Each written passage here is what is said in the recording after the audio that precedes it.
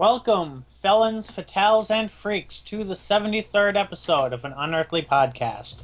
Streaming live on September 24, 2014, and featuring Time Heist by Stephen Thompson and Stephen Moffat. I am Bill Sylvia, the Man in Black, and with me are Mad Matt Winchell, Hello. Randy Ronson McCulloch, Always a pleasure. Aaron Romeo Moon Burke, Hello. and Tim the Enchanter Sheridan. Hey! Kicking off the news today, Billie Piper, the bad wolf herself, turned 32 on Monday. Yay. Hey. Hooray! Happy birthday to her. Older than half of us, and yet younger than the other half of us. Yeah, when she started on Doctor Who, she was younger than I am now. Mm-hmm. Well, that was like, what? How old was she when she started? Because it's now 14. She would have been in her late 20s. She would have been. It was Oh, 9 it's 9 years ago. She would have Oh, been wow. about 23, depending on what whether you go off. Actually, by the time it aired, she would have been 23. So she would have been 22 during the actual season. Something like that. 23. Because I think the season was over by this time of the year, And right? she was playing what? 19. I think they do refer to her as 19 at one point. Yep. So she was a couple years off, but not by much. And whoever's messing with their microphone, that's really loud. I don't know. Mm-hmm. And it's the second time now, and the other time was in the middle of the credits. Nah, I was muted in the middle of the credits. Then it wasn't me because So I was was muted. I was muted as well. Tim. Jetson. Timmy no scrunchy. You said Tim, and my thought was to Tim Taylor getting yelled at. Anywho. And on to our next bit of news. The the guest cast for the upcoming Christmas special has been announced. They haven't Very interesting names, by the way. Mm-hmm. they haven't quite announced the companion cast, so the news article is saying the cast are a bit misleading because there's still argument over. Well, actually, no. We think we pretty They much call know. it the guest cast. Yeah. They call it the guest But, cast. Well, But included. I'm looking at the headline you linked us to, where it just says the cast for the headline Yeah. anyway. I'm looking at the news article. It's the guest cast, and there's some interesting names in the guest cast, including Nick Frost, who you might So know, who What? everyone will know as being teamed up from such movies as Shaun of the Dead, Hot Fuzz, The World's End, which Wait. means, of course, he's the big person of, and why is the name suddenly escaping me? Come on, he's Scotty Simon Pegg. now. Yeah, Simon Pegg. I was going to say, is Nick Frost allowed to appear on screen without Pegg? I don't know. Maybe Pegg's going to be in here in Doctor Who again, and they're not announcing it. It's a secret to everybody. It would be kind of interesting. He was in there once before? He was in season 1. The very first season he played the editor in the first episode on Satellite 5. And he also took over Doctor Who Confidential, I think, when they realized that David Tennant was going to be the next Doctor and couldn't be Confidential the whole season. Yes. And also to appear is Michael Troughton. That's a who big is one. the son of the second Doctor, Patrick Troughton, Mm-hmm. and he has recently returned to acting. I'm So trying to that- remember if he's the son that I've seen before, because he has two sons, doesn't he? I think so. I think only one of them's an actor, though, so it's probably the one you've seen. Oh, okay, so he probably is the one that I've seen. So let's actually In look which up case, Michael he looks Troughton. like a taller version of his father. Mm-hmm. Also included in the list, though not as interesting, is Natalie Gumede from Wow, Coronation Michael Street, does look a Ideal, lot like his father. Sorry. and Strictly Come Dancing. Faye Marze from Pride, The White Queen, and Fresh Meat, and Nathan McCullen from Misfits and Casualty. A lot of relatively well-known British programming. Yeah, I And just looked as- up Michael as we Troughton, already and knew, he the, looks a lot like his father. As I kind of hope they're going to use him to actually be the second Doctor. That would be amazing. Probably not, but it would be nice. It would be unbelievably cool. I've always said that if they could get somebody to do Patrick Troughton's replacement, it should be Michael. Yeah. You put a freaking Beatles wig on Michael, and he would look enough like his father that it would be passable. And the fact that it's his son would get rid of a lot of the objections of people going, "Oh yeah, they just got a replacement actor." As long as you use body doubles for the full body shots. Oh, I'm pretty sure there's a significant height difference. Yeah. As we were already aware about this episode, Stephen Moffat will be writing, and Paul Wilmshurst, who is doing a few episodes in the latter half of the season, will be returning as the director. Okay. And, of course, it's being shot in Cardiff at the usual studios, I believe. Of course.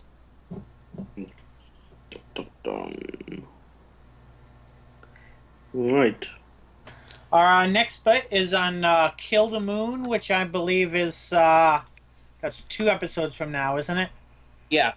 Yeah. Just like we announced last week that The Caretaker was going to be delayed in the UK due to Strictly Come Dancing, so will Kill the Moon. It will be airing at... It's 8:30. I suspect this will become a regular thing. Yeah. I think if we see it one more time, we're probably going to stop news announcing it. So become a regular problem as long as you keep putting out this rubbish television. Thank you, good night. I think it's Strictly Come Dancing as a weekly thing then? I think so. I think it just started a new season. Ah. So shouldn't it, get behind, take its place behind Doctor Who and not... Well, I think at this point they don't know how long each episode is going to air until it's filmed. So that might be what's causing the time delay. In which case, they need to start yelling at the editors. I don't know. Maybe they do Strictly Come Dancing uncut in the UK, and they only cut it here. I don't know. But whatever it is, they're actually announcing the time delays. The synopsis for Kill the Moon is, in the near future, the Doctor and Clara find themselves on a space shuttle making a suicide mission to the moon. Crash landing on the lunar surface, they find a mining base full of corpses, vicious spider-like creatures poised to attack, and a terrible dilemma. When Clara turns to the Doctor for help, she gets the shock of her life. Now, to me, this sounds like a sequel to Apollo 18. Now, maybe not, because also remember what we've been hearing about this season is that Clara will eventually leave the Doctor. This could be that turning point. We should probably have warned that we were going to announce the synopsis. I don't know, spoilers. No, it's not spoilers. It's not giving away all the spoilers. Now, it's just giving basics. Yeah. Now, to be at least pseudo spoiler, at least in the news that we had before the season started, there was a lot of synopsises showing up that Clara and the Doctor would essentially be separate, and that Clara would be dealing with whatever problem on her own, and that would be but that's some sort of unspeakable evil type of thing. So that's unverified news. We don't know that. Or at least we don't know what source from that news is. I was never able to find a source for that. I'm suspecting it by the way the series is going, and if so, this will probably be the linchpin episode that happens on. I'm pretty sure that and again, these were unverified synopses, but I saw the same information on multiple sites, was that Mummy of the Orient Express was kind of the one where Clara decides that she will eventually need to leave the Doctor. I don't know. But I think that is the episode following Kill the Moon, so I don't know. It's right along the same path. We won't know until we continue on, but that's neither here nor there. Yep. We're just guessing at this point, people. Mm-hmm. I'm kind of wondering where on the moon's history this is set, because we've had, 2 Cybermen stories on the moon, plus the moon landing appear in Doctor Who so far.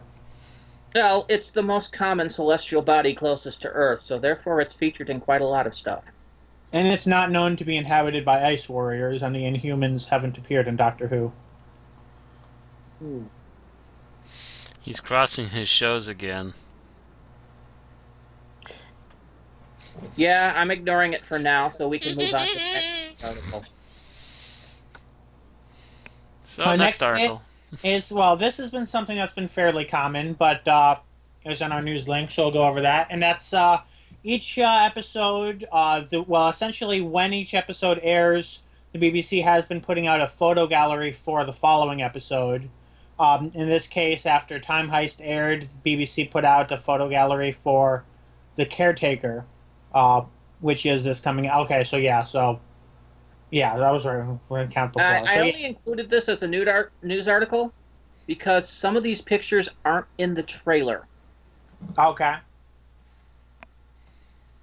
I mean, a few of them are obviously production or some of them are definitely publicity shots because they look like they're posing for a magazine. Mm-hmm. Yeah, the top 4 in particular. The top 4, the 5th one could be there, or he could be posing for GQ. I'm not sure which. You want to take that picture and put the Bond theme on. The one on the far left, I feel like the Doctor is about to, morph into something.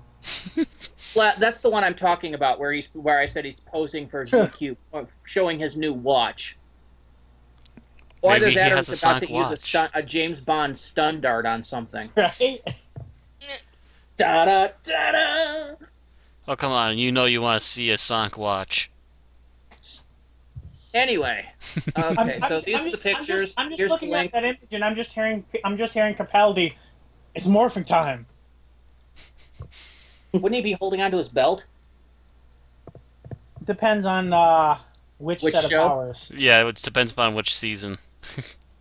Okay. Anywho. But there we see another picture of that big thing that we've been seeing in all the trailers from early on, the big robotic thing. Yeah, which is presumably the Skovok Blitzer. Yeah. Yeah, that's the big bad for this episode. What this has to do with Coal Hill School, we still don't know, but we'll find out in basically about half a week. That we will. Tune in next time. Up next, Germany. Hi, Germany. Yeah. So Germany has announced that they'll be airing The Caretaker at 8:30 p.m., which I'm pretty sure means an hour before Britain. Roughly? Actually, they're confirming that they're going to amend. Never mind. Okay, never mind. I misread the first line. I was talking about the British 8:30. Right. They're now amending their schedule to show the series at 9 p.m. European time. Well, 9 p.m. is when they have been up until now. It looks like now they're going to be doing 9:30, so that they're at the same time as Britain. Okay. Yeah, 9 p.m. is what they've been doing, but then I think, but yeah, there was 9:30 p.m. Okay. We had talked about British people possibly getting pissed off that Germany was going to get it 30 minutes before them. This is the response. It's like, yeah, it's your show. Okay. They understand. We understand you don't want us to have your show before you, so we will put it back about half an hour. British That is not a German accent. I am allowed to do German accent. That's Austrian. Not quite. This is Austrian. No, Arnold has his own accent. It's not even. Yeah. Anyway, moving on. Before we piss off more of the audience. British. Alright, so now we go on to some viewing figures. For Time Heist, there were 4.93 with the overnight. That's Saturday and Saturday night, which is a total of 23.8% of the total television audience. Again, these are numbers in regarding British television. It was second for the day with ITV's The X Factor taking the lead with 8.4 million viewers. And it was aired opposite I'm assuming direct opposition means I'm not sure. Does direct opposition mean was aired opposite it, or does it mean that it was at the same time as it? BBC opposition. I'm going to assume no, it means that it's direct. It's directly opposite of it. Okay. So that while Doctor Who's airing, X Factor's airing on ITV. Well, in this case, or excuse me, the Chase Celebrity Special. Yeah. So that means the Chase Celebrity Special had about another 20% of the audience. Now, what we are seeing here, the X Factor, I believe, airs like an hour or two earlier on ITV. Is that we're probably getting people that are watching the X Factor and then will change channels after the X Factor to watch Doctor Who. Whereas the Chase is, because Is the Chase also ITV? What? Is yes. the Chase also ITV? So half of them kept on ITV to watch the next show. Correct. And some of them probably went. We'd also have to see what was in the BBC slot at the same time. Probably football. Just saying. And by that I mean association football, what we call soccer. Yeah.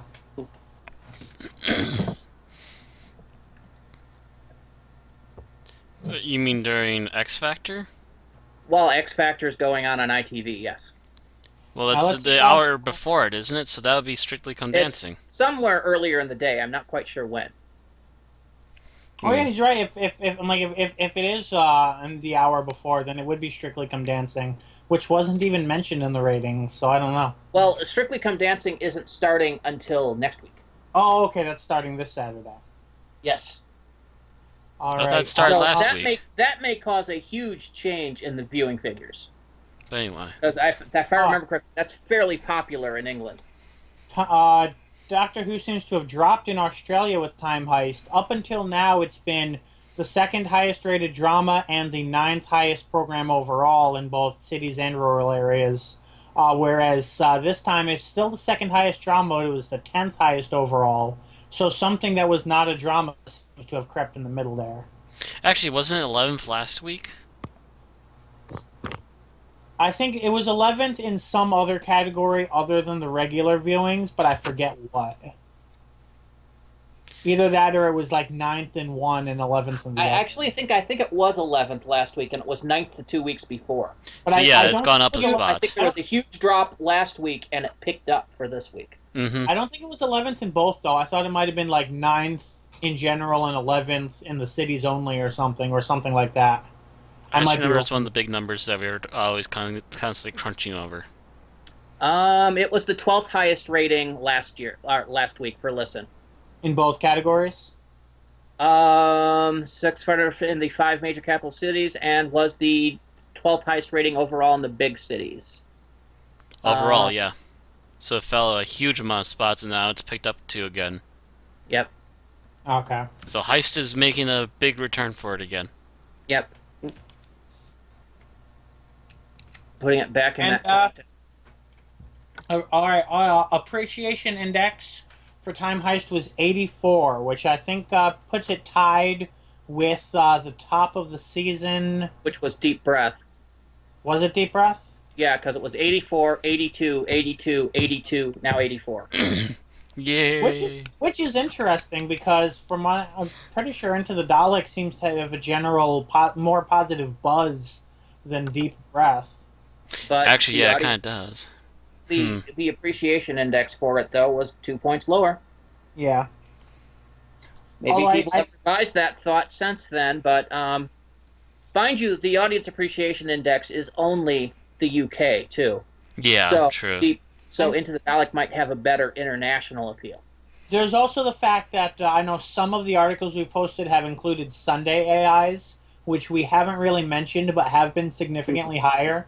So basically the people who wait until Sunday and then watch Doctor Who seem to be the ones that really like it, whereas a lot of people that are watching on Saturday were probably just people home on Saturday that watched Doctor Who because it was the biggest thing on. Either way, I'm happy to see that Time Heist is doing good. Me too. We'll be talking more about that later. So, next. Listen's final numbers are in.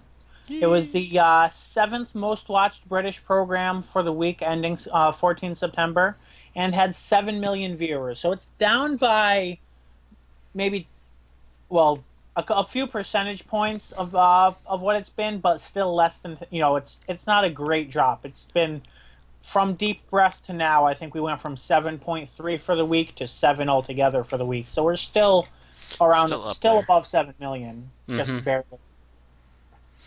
So it's still And hanging it'll in there. probably pick up for the last 3 episodes of the season or Although so. this is significant, because this is the first series where, on Final Figures, the first 4 episodes have all reached the top 10. Hmm. Usually, it's dipped out of the top 10 by this time. And I And have it to admit hasn't. that while we have had our very nasty nitpicks, especially with Listen, they have been, at least for the most part, been middle of the road. And about this point last year, they royally sucked. Mm, They had depends suck on middle if of you're road, suck referring to middle the of first road. or second half. This time, this time last year we had no episodes, and then came Day of the Doctor. Yeah, which We was... Well, hadn't I'm had saying episodes this for far episode into the episode. season last year. Yeah, I was just referring if you're referring to 7A or 7B. Because 7B generally stayed mediocre until you hit Journey. Oh no, it was kind of a downward slope for me until we hit Journey, then just hit rock bottom. Now, the article I- points out that the longest run of stories in the top 10 was from Midnight, which was the, I think, 4th to last of Series 4 in June of 2008, to The Beast Below, which was the 2nd episode of Series 5 in April 2010, which was a run of 11 episodes spanning over 2 years, but a large majority of them were holiday specials. Not majority, well, possibly a majority. A large couple of number them. of them were holiday specials. A couple of them only were holiday specials, not that many. I think there's only 1 or 2. Mhm. No, Things there that are was specials. every episode in 2009 was a holiday special. That's not Plus- this season, though. You're We're thinking the talking wrong from- year. No, I'm not, because I'm talking from June 2008 to April Beast 2010. Below, so that was part of the non-special year. Beast Below was the second. Beast Below was 2010, so the 11 episodes before that would include The End of Time, The Next Doctor, Waters of Mars. All those holiday specials would be included in that 11 episode run. Yeah, and currently we are on a 7-episode run in finals now, as being top 10 episodes. So that includes Name of the Doctor, Day of the Doctor, Time of the Doctor, Deep Breath, Into the Dalek, Robot of Sherwood, and Listen have all been in the UK's top 10. So it only needs 3 more in order to tie it, and then 1 more to break it. And Yes. based on the numbers we've seen, we haven't seen weekly numbers, but based on the AIs and everything else, I would not be surprised if Time Heist continues the trend. I wouldn't be surprised either. Oh yeah, I would not be surprised either. So I'm pretty sure they've got 8 in the bag already. All right. Our Next next bit here, we have some more Deep Breath news. I don't know what Live Plus 7 is. Is that a channel? No. Live Plus 7 figures are including not only the ones that are watching the BBC broadcast, those who watch the time shift broadcast later on, but also those who watch the repeats on like BBC 3 and BBC 2, and those who watch it on iPlayer. So it's everything. It's not the cinema. These don't include the cinema numbers. Oh yeah, These it doesn't are all include the all the movie numbers, but this is otherwise everything that was aired on TV for Britain. Okay, Correct. so this is basically saying everyone who watched Deep Breath through the BBC in the past Since it aired. month. Yeah, and I think Deep Breath just left iPlayer. The last viewing for iPlayer has ended now. Okay. So these are the absolute final figures. Well, I don't know Until how they actually repeat it I don't know sometime how later, often but this is it for aired, now, but for a long time. These also include individuals. So people that watched it on all of the above are only counted once. So it's giving us a number of 10.76 million people who have watched Deep Breath 1 or more times. British numbers in the past month. Yes. This is including 6.807 million who watched it live or watched it the same day. .456 million who watched it on a repeat on another channel, 2.525 million who watched it on a time shift, and 0.971 who watched it on iPlayer. So that's a kind of an interesting breakdown there. It's still the vast majority of people are watching it first run. But again, that was also the premiere, so that's a lot of people who took time out of their schedules, like we did, to go watch it. Whereas I'm curious to see if we get these numbers all season, because I feel like the iPlayer and the repeat numbers will both go up, whereas the same day numbers will keep going down. I mean, we've already seen that in the numbers we were covering, at least with the same day and the repeat. So I'm assuming iPlayer will also follow the trend of going up as the same day goes down. It'll be interesting to see. One of the things it does mention is that more people. BBC also keeps an average of people who watches stuff on this, and the numbers tend to be higher for people watching Doctor Who.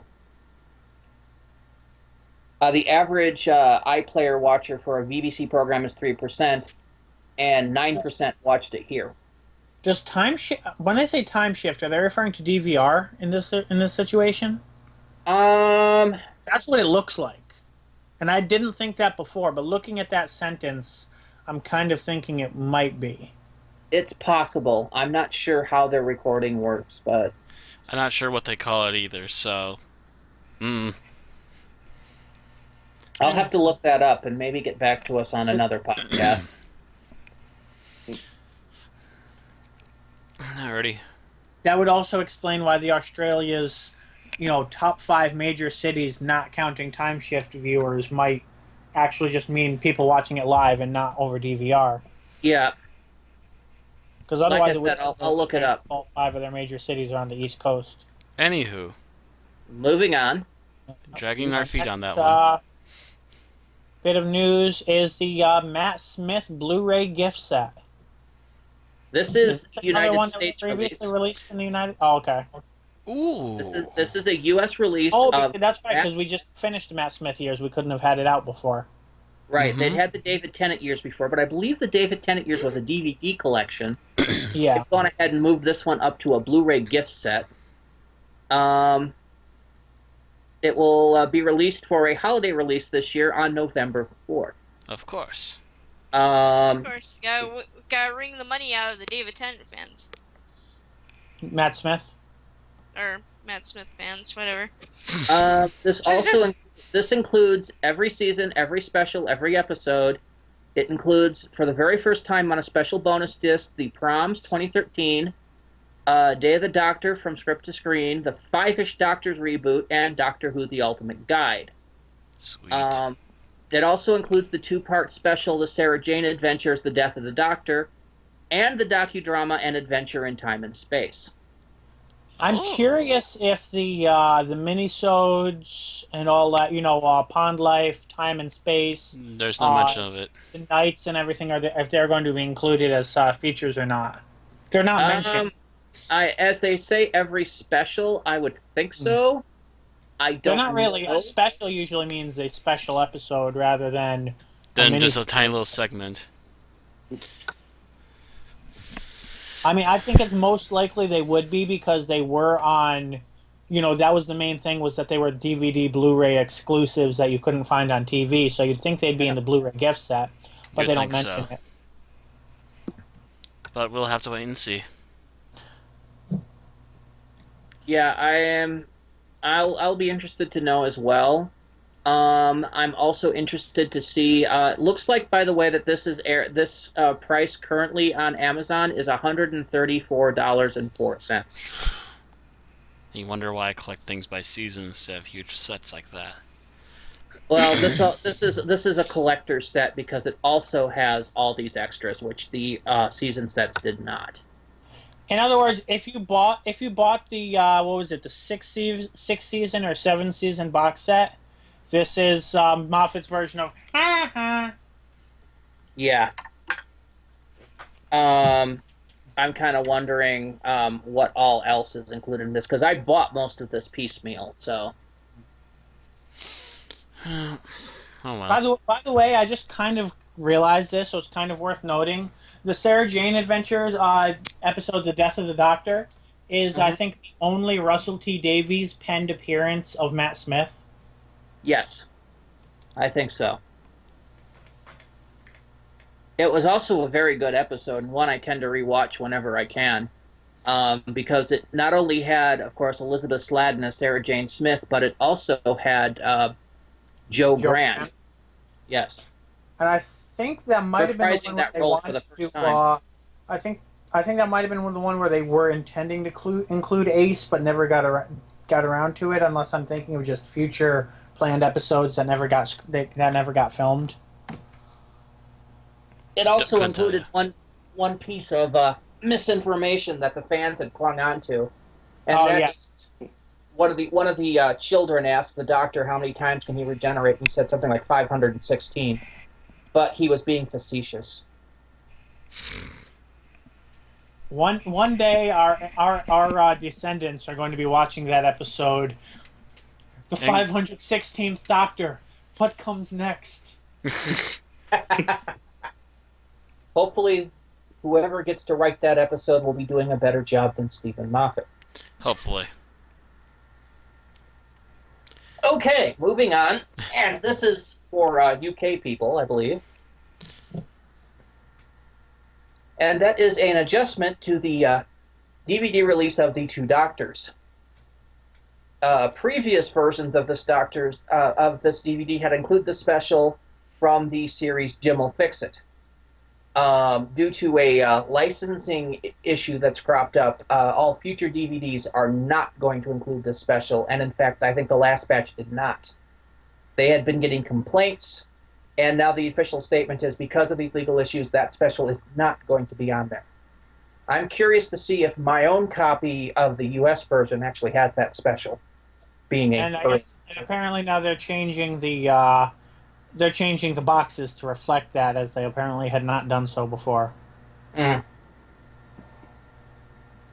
Yeah, it's a re-release, repressing. They're basically they changed. I think they changed the box art anyway. So They if you usually have try the to if at you have the least. one that's being shown, it's not going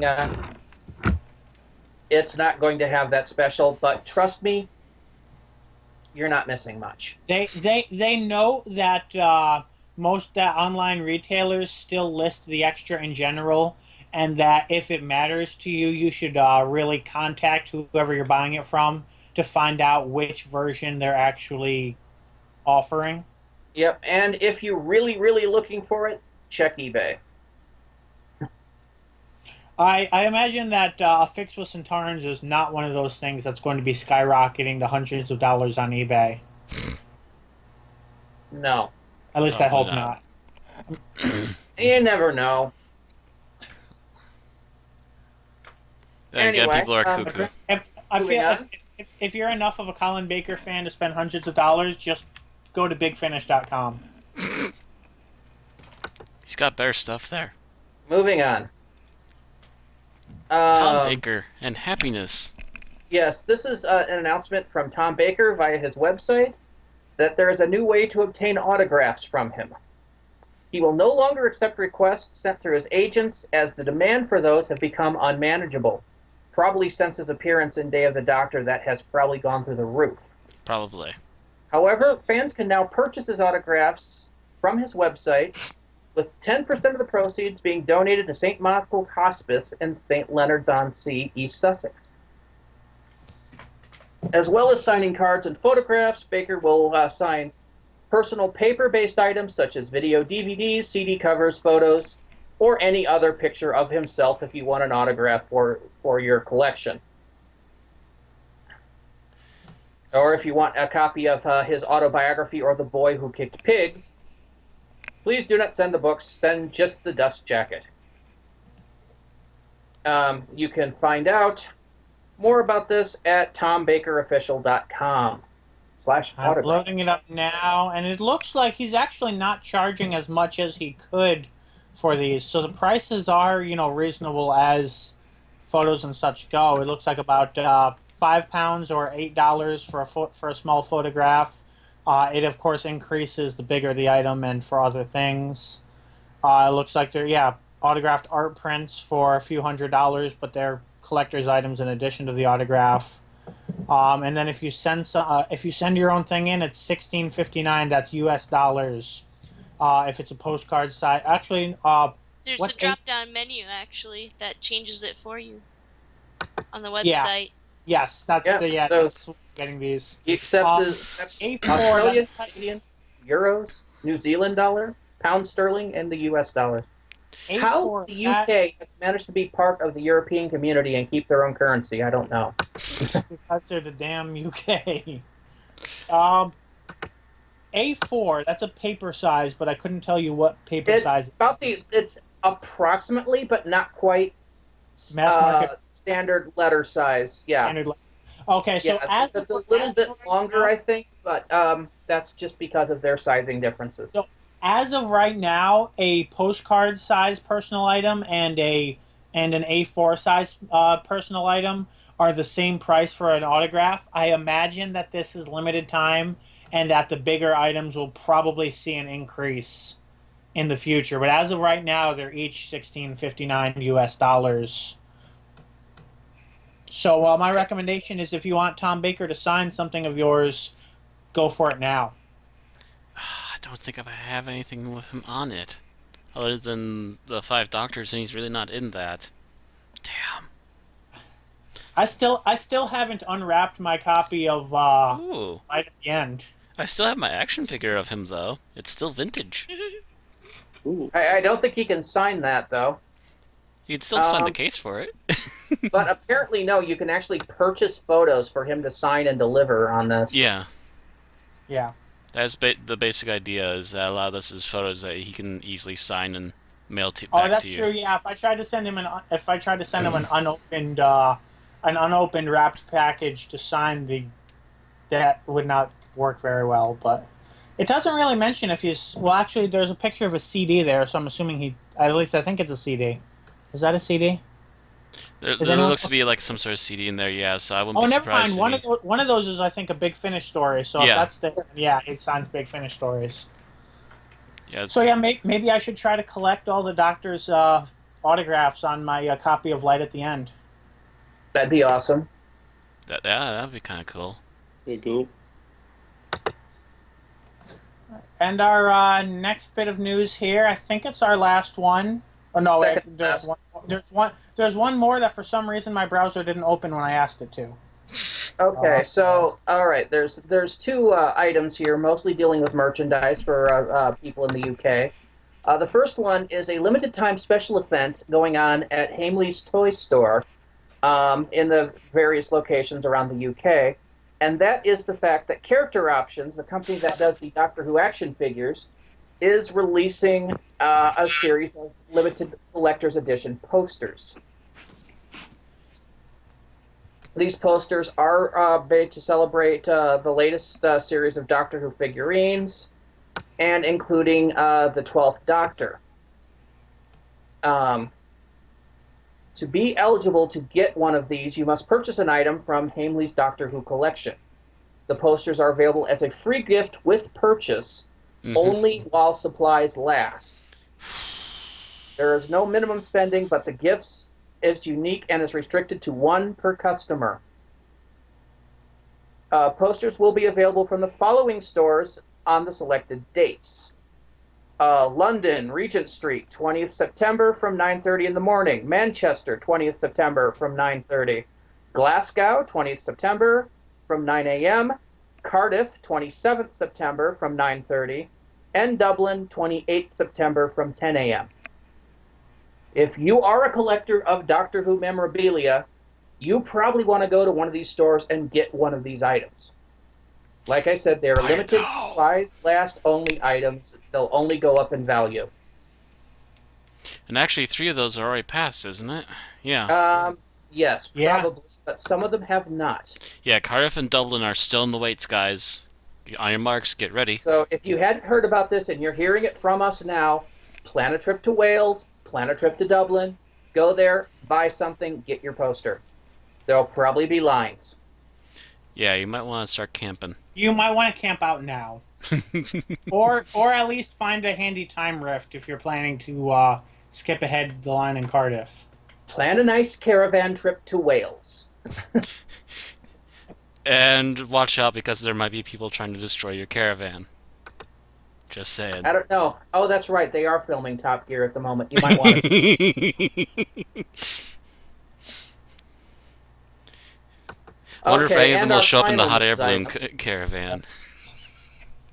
Our final news item is the release of a Doctor Who art book. These were basically comic strip arts used in the Doctor Who magazine from its Marvel Comics era. These were art done by Tim Quinn and Dickie Howitt. They have compiled an entire book of these comics and are available from Milk Publishing. All strips will have commentary on what they were thinking at the time. It will be available as a limited edition A4 hardback and a standard A4 paperback.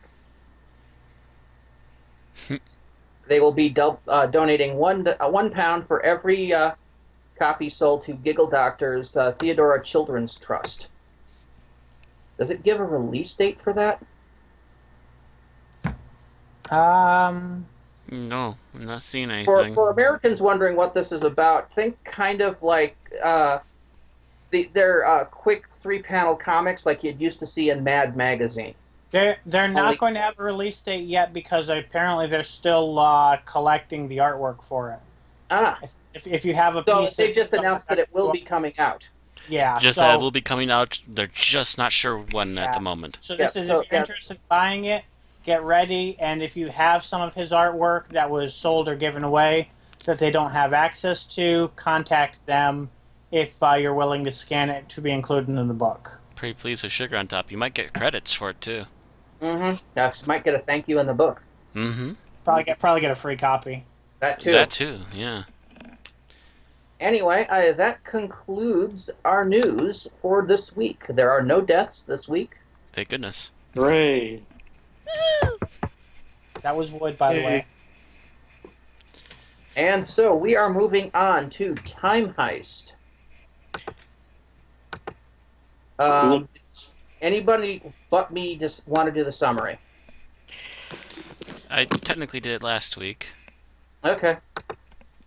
That's fine. I kind of started half writing one, but Bill was having internet problems and then flagged me down to do the news. Mm-hmm. Yeah. And luckily, with that amount of news, it actually took some time. Started streaming. So, alrighty. After you, Randy. Okay. So I have this half written. I will then proceed to wing the rest. Okay, so the episode starts with Clara getting ready for a date, presumably with Danny Pink, while the Doctor looks on and makes commentary. He wants to go out adventuring and names a number of places, and she states she can't make it. She's just about to head out when the TARDIS phone rings. No, not the phone in the TARDIS, the one in the cubby hole on the outside. You'd think one is the extension of the other, but apparently not, as the Doctor comments only a handful of people in the universe has that number. When Clara remarks she did, the Doctor reminds her she got it from a lady in a shop, something he's still suspicious of. Clara begs him not to answer it, as that always leads to trouble, but the Doctor replies with his version of what could possibly go wrong. Bam! The second he picks up the phone, things seem to skip, and the Doctor and Clara find themselves in a room holding on to worms. Viewers of the last couple of years will remember the worms as being memory worms, first seen in The Snowmen in Christmas 2012. After dropping the worms, Clara looks around and notices that they are not alone. 2 other people are in the room with them. A man with some cybernetic prosthesis on his head, and a woman that is hooded. And for a moment, Clara seems to think that her face looks a little bit like the worm. She has bits sticking out that suddenly retract. Before she can pursue this, however, the person asks who she is, and a recording comes up stating, "I am the Doctor, I am from Gallifrey, da-da-da, and I have approved of this memory wipe." It then goes down and mentions the same thing for all 4. The man is listed as a, was it cybernetically augmented human? Mm-hmm. And she is Something listed like that, yeah. and she is listed as a mutant human. They are then proceeded to be greeted by a person called the Architect, who is telling them that they must now rob the bank of... What was the name of this bank? Calabraxis, yeah. Calabraxis. I almost said Castroverus. Basically, the universe's equivalent of Fort Knox, only worse. As the details are begun, they receive a couple of small items, but before the details can go any further, they are interrupted by somebody knocking on their door, demanding entrance. They slip out the back way. Clara confronts the young lady about her face changing, and she admits she is a mutant, apparently of the Marvel Comics X-Men variety, and her ability is that she can assume the shape of any biological form she touches. She had been touching the worm, therefore she looked like the worm. So, Mystique, but with touching. Mm-hmm. One of the items that they received was some biological... biomatter from somebody, which they used to change her shape into basically one of the bank's customers. While this is going on, the bank manager receives contact that the security guards that were sent to check on / interrogate these people can't find them, but have found some interesting worms. Concerned by this, she goes and releases something called the Teller, who we don't see as of yet. They go. The main crew go out into the bank proper with the young woman, Sabira, I believe her name was Cybra, masquerading as this person. But the alarms go off, and soon out comes the bank manager with the Teller, which looks like a cross between a creature from Star Wars and a Kodan gunner from The Last Starfighter. Kind of, yeah. Thinking that they were onto him, they all freeze up, but instead of them, it goes to another man who is apparently also guilty of doing something illegal. And the creature, the Teller, mentally scans him and finds his guilt, and then proceeds to turn his brain into soup, as the doctor calls it, literally creating a hollow in his head, regardless of the fact that there should have been a skull there. What's left of the man is then carted off to parts unknown, and everything returns to normal. The doctor and crew decide that if they're going to do this, they should do this as quickly as possible. Thus begins their trek through this bank, with security hot on their heels as they go through a series of minor challenges, finding devices here and there from the Architect's master plan, including a bomb to get them into the inner workings, 6 devices which the doctor will later identify to be a alternate escape route, i.e. Suicide injectors, and basically the plans on how to get into the main vault. During the process, they are pursued and wind up in the main room with the cage where the Teller is left in hibernation when he's not needed, but unfortunately does not remain such. Sabira is caught in the Teller's scan and gives her the devices, an atomic disintegrator, he says, and she uses it to off herself before she can be soupified. The doctor and them proceed onward and proceed to try to hack the main vault door. Unfortunately, the Teller is hot on their trail. They're forced to split up, and Clara is pretty soon picked up by the Teller. In order to save her life, the man, Sai, who had erased his own memories to protect loved ones when he was caught by authorities before, decides to quickly bring up the memory of every bank robber and criminal that he could find in the database, therefore establishing a guilt trail that the Teller could immediately home in on. And then he uses his own suicide device, leaving the Teller once again without any true victim. Unfortunately, he did this slightly too soon, and the bank vault is still closed. However, at the same time, I believe solar flares were going on that was basically going to disrupt the entire, or excuse me, solar storms that was going to disrupt the entire operation of the bank. The doctor and Clara used this to get into the vault, locate the 2 safe boxes indicated by the architect on one of the lists, which were a device that could restore Sai's memories and another formula to stabilize Sabira's genetics. However, they looked for the final safe box that they were looking for, the private vault by the bank's main manager. And as entering it, they discover that Miss Delphox is actually inside. Or, excuse me, Miss Delphox is the manager. The director, Karabraxos, is in residence, who is exactly, actually, Miss Delphox, or more to the point, Miss Delphox is a clone of director Karabraxos. So she takes goods that she's basically planning to abscond with and leaves, ordering her guards to kill the doctor and Clara. However, the guards turn out to be Sabira and Sai in disguise, because the disintegrators were actually teleporters to an off-world spacecraft where the Doctor's TARDIS, which had been missing since the whole shift in the beginning, was. The Doctor gives the 2 of them their reward, but still has to find what he's looking for. However, it's easy to find that without Karabraxos, the teller is still free. As they get into the private vault, the teller comes in, and the doctor realizes that the only way to actually know what they're going on is the fact that he needs to be superfied. He also has come to the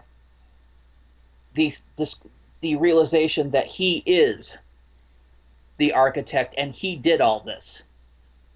So he lets the teller scan his mind and discovers that basically director Karabraxos had left him was the one that placed the phone call asking him to come back and reset things. He had given the director his number when he realized that he was the architect, thus creating a loop. The reason that all this was going on and what they were there, this was not a bank robbery, this was a rescue mission, because the only other member of the teller species was in the vault behind the director's office. They all then escape in the shuttle, and the doctor drops the teller and the other member of their species off on their home world. Actually, no, it's not their home world. It's a world without any other higher life forms, so that way they can have clear heads for the rest of their lives, essentially. Their new home world. Mm-hmm.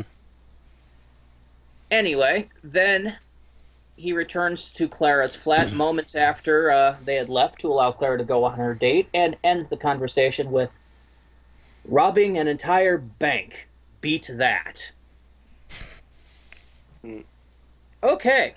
So, the episode. We still have about an hour to discuss it. Awesome. The way you said it in the beginning, I was trying not to interrupt you. We were about to be like, "I am the doctor, and I approve this message." And I just had to comment. Anyway. I would have actually said that. I would have found it amusing for the summary. I am trying to find... I need to write these ahead of time because they're more amusing if I can actually write them up and add them. Yeah, like that one area where if you had gone a little bit in either direction, it could have either been a Matt Smith ramble or a Tennant. When I'm also trying to get them done in as fast as I possibly can. Sure. Because we don't need to spend 15 to 20 minutes doing the summary. Anyway, sure. During the course of the last few weeks, we have talked about the fact that we had read these scripts for these episodes ahead of time as they were leaked. This is the last of the leaked scripts and my personal favorite. And I can honestly see why.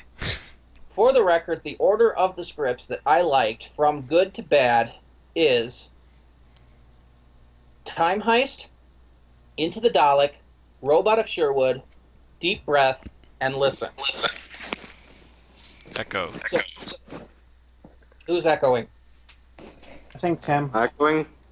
Testing. Testing. Anyway. Not happening anymore. Okay. Anyway. So we went from the worst, in my opinion, to the best. And while some of the things that went from the writing to the video, I didn't like the way some of the special effects were done, I still think this is my favorite of the episodes. I see that they cheated in a couple of spots, and to be honest, if they're going to try and do this in a budget, I can understand, especially also if they don't have the time to get all the effects done properly. I'd rather they cheated than they actually put on something really sloppy and ugly looking. This does feel like the most self-contained while being entertaining story of the bunch so far. I mean, Robot of Sherwood is probably next after that, but this is a very, it's a one-off story that, it's something you can't do a lot of, you can't do a lot of bank heists in Doctor Who, but doing one in an interesting setting as a one-off story, it comes off very strong for that. Mm-hmm. Yeah. Well, the other thing about this episode is, Listen is the only episode of the bunch that actually makes me angry. Deep Breath makes me roll my eyes a lot. Yeah. Listen makes me angry, especially the ending. This one, when I started reading it, I was angry. And then I hit the ending, and when everything clicked and made sense, I went, okay, this now is awesome. Yeah. Because I go into this... I think you're definitely supposed to spend a good portion of the episode like, why would the Doctor and Clara ever agree to this? But why would they agree to rob a bank? I'm sitting here reading this, wondering this. And the fact that this came from the pen of Stephen Thompson, the man who brought us Journey to the Center of the TARDIS. Right.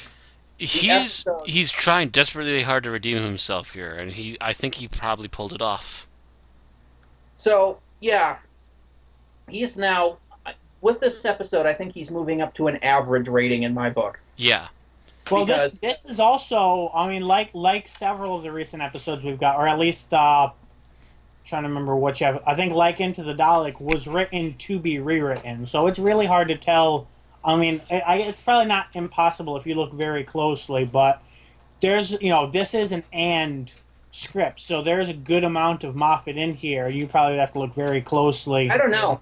The original leaked script did not have Moffat's name on it.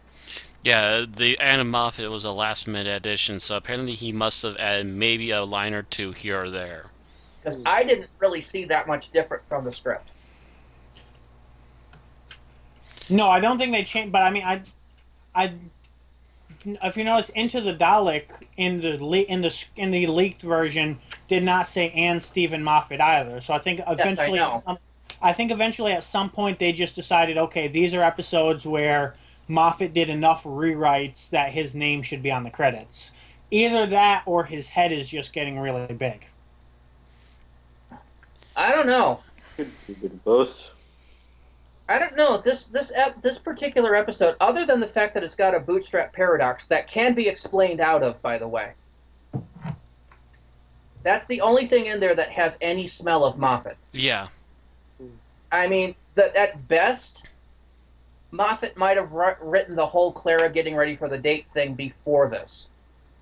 Maybe. Yeah, that does seem like something that he would be planning ahead of time. That is the first and last scene might have been Moffat.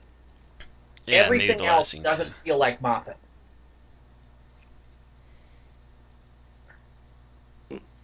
And those are most likely the things that he probably would have edited the most just to make references to other things going on in the season. Okay, everybody that's watched this episode recently, well, of course, I mean, like since Saturday, did the Doctor at any point during the episode make fun of Clara's figure? That's a good question. Other than making, I think I'm pretty sure he. I'm trying to remember. I think he made some sort of slight comment at the beginning. Yeah, I'm pretty sure in the beginning he says something, that has at least not necessarily the wording, but the idea behind it being, oh, you're going out like that. Okay, and Like in like some I other said, way, insult that she's wearing. that's probably the Moffat part of the script, as I said. Yeah. Moffat wrote anything, it would be that scene and the end scene. Yeah, I'm like, I feel like when you get to the point where the doctor starts talking about how much he hates the architect, from there on, I feel like it was probably Moffat. I don't know. No, he mentions he hates the architect a lot through the No, but I script, mean, like the big revelatory rant. where he No, again, realizes that he could have is just the been architect. easily part of the script to begin with. At least most of it. That's not necessarily Moffat. Again, we would actually have to have in front of us what the original script was and what the after Moffat Editions script is, in order to actually know. The rest of it's all guesswork. That's Otherwise, assuming that there was a complete script before Moffat went into it, and they didn't write it completely collaboratively. Now, I'm also wondering if Journey to the Center, if what we have been seeing might not have necessarily been a lack of script control, but an overabundance of script control. Was Journey to the Center of the TARDIS bad because Moffat didn't look at it, or because Moffat he hammered it too much into it? Yeah, that's a good question. Because it seems like only this season he's starting to get ego about the stuff that he edits. Mm-hmm. So I'm kind of wondering now too if maybe he was hammering it too hard with the fix hammer last season. If Journey was the case of too many cooks spoiled the broth, or if Stephen Thompson is just a bad writer that Moffat just had to take and redone the script. If so, why did he feel the need to redo Phil Ford's? Again, we won't know unless the original scripts are ever. And with Ford's, it's pretty easy to say he wanted to introduce Danny, and that's pretty easy to see, and look at. Whereas this is is Danny even in this episode, or is he like maybe one or two? He's not even in it. Yeah. So no, I mean it starts with Clara about to go on a date, right? Not mentioned by name, because Clara's still not telling the doctor the name of the person she's dating. Of course, yeah. And it ends with her leaving the TARDIS to go on said date. She mentions, of course, that she's about to eat twice. Because they went Chinese, and then she's going to go for this dinner date. But, so... It's Chinese. You'll be hungry 5 minutes later anyway. Yeah. So it's really hard to tell where Moffat would have placed anything, because there also wasn't an appearance from What's-Her-Face. Oh, yeah. Yandere Mary Poppins. Or Yandere Poppins, as I started calling her. That's because nobody died.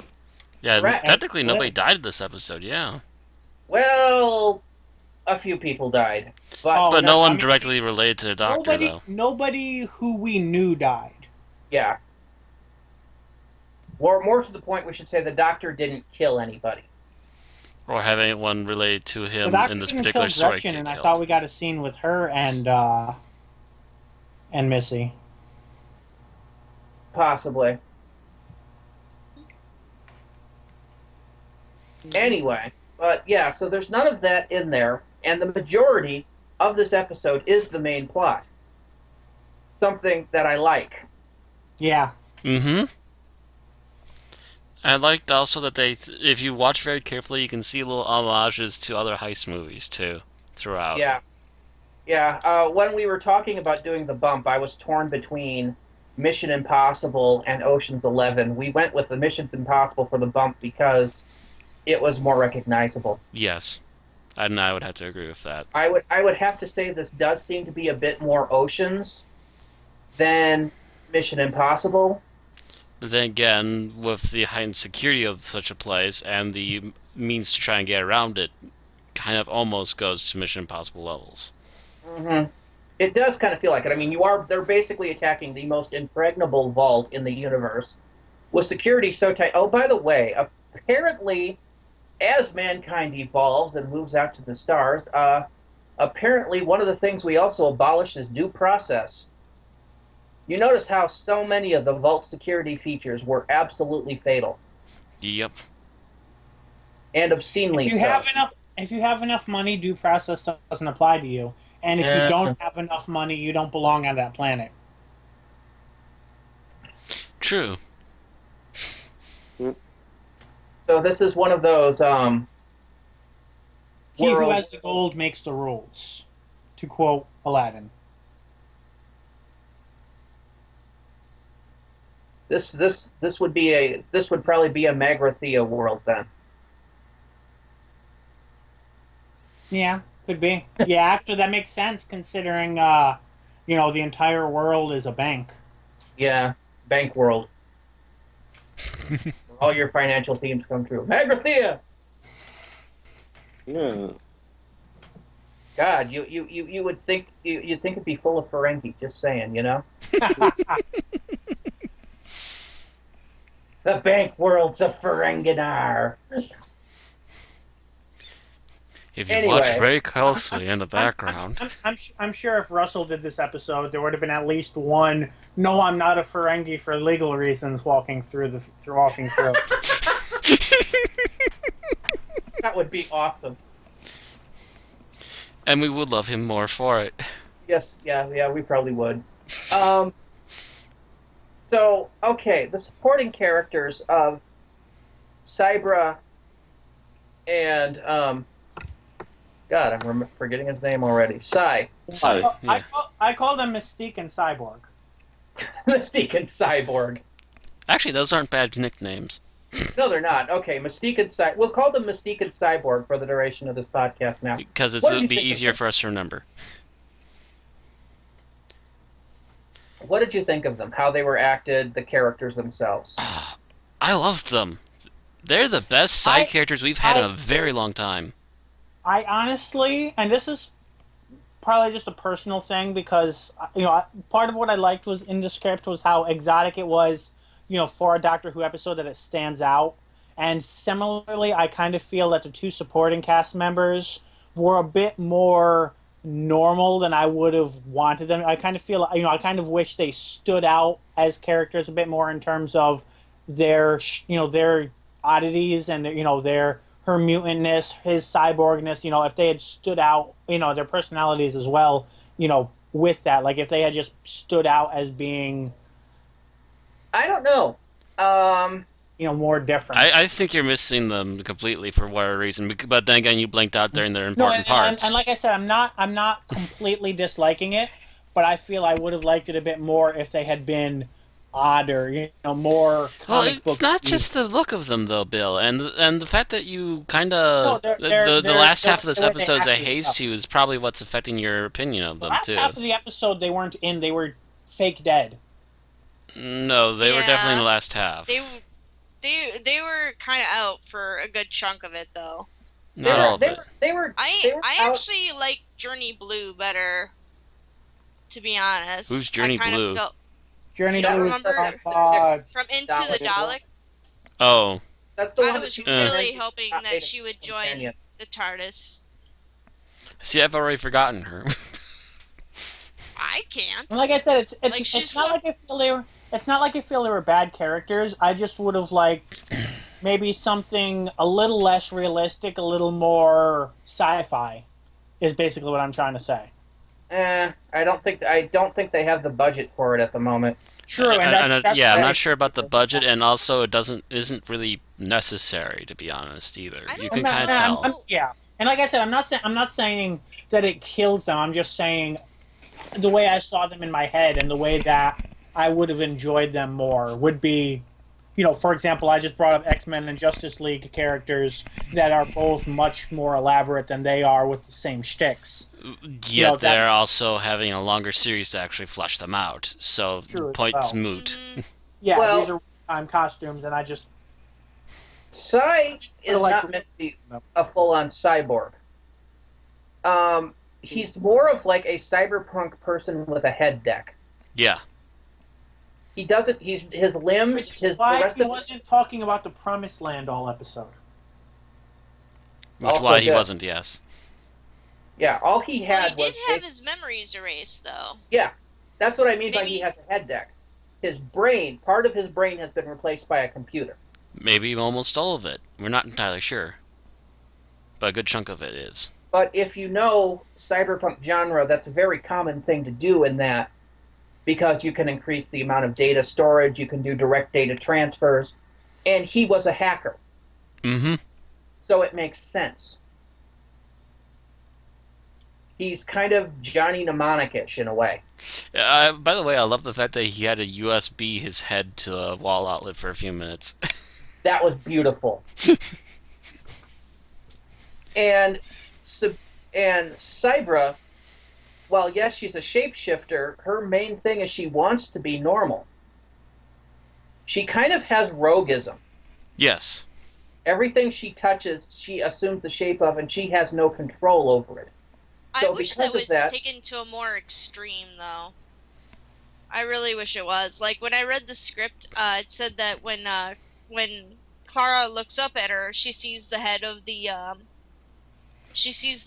worm, and I was expecting a full facial change for her, and I was kind of disappointed that it was just a few little knobbly bits kind of poking out from her cheeks. Well, her head was completely distorted, really. Not really. I Like, had it to wasn't I distorted resaw that enough. today. I was expecting an actual face of the worm, the entire head of the worm, to show up on her shoulders. And I would argue that's the problem with Rena's script, which has unlimited imagination, and then having to actually put that under a budget. I don't think that it would have been that hard. Like, all you would need is to Photoshop the face of the worm onto her head and shoulders. You would even just need like a quick flickering cut scene is what I was expecting. I was not expecting, like full CGI or anything like that. They full do, CGI though, transformation. Aaron. Huh? However, the producers of the show do expect it to be CGI, and they went, no, we can't Well, go I quite think that that's far. a bit silly. I mean, it's cheaper this way. It Noticeably cheaper, honestly. It probably did a series of cuts with it like 100% worm to whatever it is, and the director chose which one he liked. That's also a possibility. Because they also had X amount of time on which to have her go from whatever it is to normal. Yeah, because to fit the timing of the episode. Remind me, did they ever touch anybody? Or did she only talk about she what would touched happen? Clara. And assumed Clara. And I thought, and I didn't see this in the final one, there was a point that she touched the doctor. I don't think so. Not in the episode, no. Not in the episode, in the script. I thought there was. It would have been. I mean, I think it would have been a good idea if she had during the scene when she was talking about someone looking at you with your own eyes, and it would have fit the story as well. It would have been good foreshadowing. I thought it was in the script, and I didn't see it in the episode. That was really the only change I saw. That was probably a scene that was dropped for time. Yeah, most likely. And it was actually brought up after she's taken the solvent, and she touches the doctor, and she says, "Look, I'm touching it. I'm not you again." Mm-hmm. So now that you mention it, they did kind of reference it. Unless it's just an instance of the director screwed up and missed a line in the script and forgot to change her. I think so. I think that was a deleted scene. It was either a deleted scene or they forgot to edit it. Because either way, the scene happened, like the dialogue of the scene happened. I'm like, unless it was a different scene, but I'm like, the dialogue of a scene where it would have made sense for that to happen happened, so it didn't completely delete it, unless for whatever reason they had a problem. Unless, as you were talking about the CGI and whatever, unless they had a problem with the effect and just decided to have her use that ability as rarely as possible, which would tie into, my kind of complaint earlier as well. It's possible. And like I said, she came off as a bit of a wallflower, which speaking of her, I have to say, since when are the X-Men in Doctor Who? Mind you, I love that. Mm-hmm. I do, but at the same time, it felt kind of out of left field. Well, you think about, especially David Tennant's speeches in, New Earth about the human race, and I think one in, Utopia. where he Then again, talks I about, can assume this is probably the 51st century, so this was around the time where, people have pheromone powers to attract anyone they want to, in the case of Captain Jack. But but what he talks about how much that the human race changes and then eventually goes back to the original form. So yes, there should be mutants. I will admit this is more X-Men-y than I would have expected, but at the same time, being an X-Men fan, I was just kind of grinning at that. Yeah. yeah, It was X-Men. We had Cyberpunk. I'm like, did somebody read my favorites list? Let's see. We'll take a little pinch of X-Men. We'll take a little pinch of Cyberpunk. We'll take a whole dose of Ocean's 11. And a little bit of Mission Star Impossible. Wars. Yeah. Let's mix that all up, baby, and put it in Doctor Who. It was too bad it didn't run a little bit longer. We could have had a Reservoir Dogs plot. I don't know. I'm not sure if I want to see this Doctor with a gun. That makes me a little nervous. I'm hoping The these guys. doctor would be Mr. Pink. I am hoping that these are not one-off characters and that we do see them. Oh yes, I really do hope we get to see these guys. I actually again. hope that about Journey Blue too. By the way, Aaron. A little bit of Journey I Blue, hope so but too, because I kind I think of miss her. these two, I really like to see back. It would be pretty cool. And I'm pretty sure that we'll see Robin Hood again at some point. Oh yeah, he was too I fancy to actually- be forgotten. I like all of the I like a lot of the characters here. Like a lot of our side characters that we've been having this season. I think Ironically, I like a lot of them more than I like Danny Pink thus far. Yeah, which Yeah. is the season-long side character. I'm Yeah, not and- really but I looking feel- forward to Because him. he's another character who all of his dialogue is written by one guy. And Yeah. it's all stilted and awkward because Moffat, whenever he writes a guy in a relationship, makes it stilted and awkward. Well, like I said, the first time we were introduced to Danny Pink, and this was me reading the script and watching the episode, it's like, oh, we have a new Mickey. And yeah, I'm not out of that phase yet with Danny. He's still basically a XP of Mickey Smith to me. He's just Mickey Smith without actually knowing that the Doctor's around. He's Mickey Smith gone through the military. Well, I mean, really, to see his Mickeyness, we have to see how he reacts to the Doctor. But then Yes. again, there's also Yeah. the fact that Clara's relationship with the Doctor is completely different than Rose's was, so even that wouldn't really be a good comparison. No, but he's still kind of that same kind of, I don't really care about him feeling. But a lot of these characters I think are cool. I especially like these two better than I like our main reoccurring characters of Vastra, Jenny, and Strax. Yeah, I have to agree with that. I do like these better than I like Vastra, Jenny, and Jenny, and Strax. Strax. They don't get me wrong. As long Those as they're three, not All overused. those three might be because they're overused, but also I think that they have their really high highs and their really low lows. My main issue, Vastra is a vehicle for Moffat to insert his Sherlock Holmes writing into Doctor Who. That too. Also, like an alien dinosaur ninja. Not alien, I meant to say lizard. But And Strax is a one-joke character whose joke has gone on too far. yeah, Strax is being Flanderized. Yeah. He's an okay character, but it goes too far with... They need to go through some serious character development for What him. they really need to do, Strax they really was- need to have an episode where Strax is in his own element, as a fighter, Mhm. to really, bring back what he's supposed to be. And Sort of every how time, Mickey had to we've really seen be a Strax serious in a actor. combat situation, One at a time. Sorry. Every time we've seen Strax in a combat situation thus far, he's been relatively bumbling. Yeah, it's mostly been farce. Yeah, and that's And Good Man Goes to War, he had a clue. Snowman.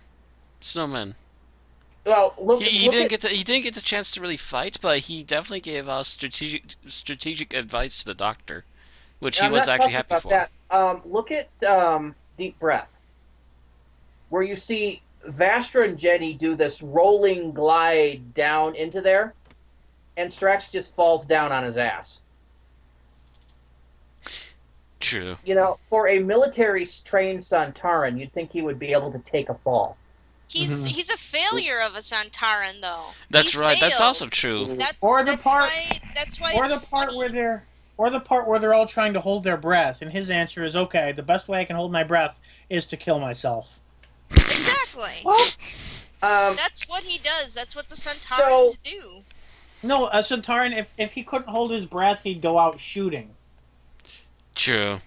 Yes, he would. Again. But then this again, he is Strax, again a and failed Strax is a You know what that Santaran. makes Strax? It makes him Gilligan.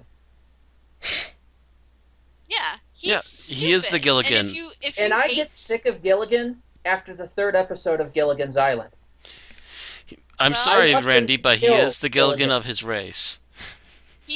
Well, exactly. That's why they told him to be a nurse. Again, But- he's his whole thing is that he's a failure. He needs, find something Yes. else to do with his life. But what I'm saying is that joke has gone on too long now. They Yeah. need some development with him and get him. And even then, if he's going to be a failure as a fighter, yeah, he should really have his moment where he becomes something else. He's successful as a servant. He's successful as a servant. He's also successful at successful giving as a military nurse. advice. He's just not a fighter. If I could choose any fictional butler, Strax is the one I would never pick. Yeah. Like, here, have some water. I just finished bathing in it. He's not a successful servant. He I, just I, I'm wants to sorry, help. Alfred. He He's just isn't. very stupid at it. Now, if they had bigged up the nurse thing and made him do first aid for Scotland Yard and complain about it the whole time, I would have been fine with that. Yeah, and instead, his idea of medical, he's basically become Zoidberg. Maybe it's one too many people trying to write for him. That also could be He's very much only a ever been possible written problem. by Moffat. 1.5 people. I One can't and a half. count Gaddis as a separate. I can't count Gaddis as Moffat, but I can't count him as a separate person either. So he's a half. I'm Yeah. thinking Gaddis is a future regeneration of Moffat.